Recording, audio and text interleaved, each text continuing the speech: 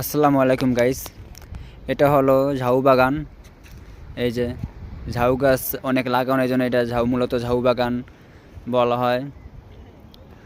ও প্রান্তে আছে আপনার সুন্দরবন, ওই যে একটু দেখায় জুম দিয়া, ওটা হলো সুন্দরবন বাগান।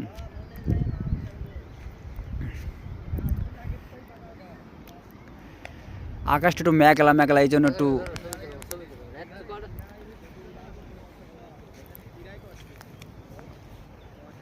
আপনার ঘুরে ঘুরে দেখানোর চেষ্টা করব ঝাউ বাগানটা। এই দেখেন, আপনারাও ভিডিওটা পুরোপুরি দেখবেন, স্কিপ না করে। লাইক করবেন, শেয়ার করবেন।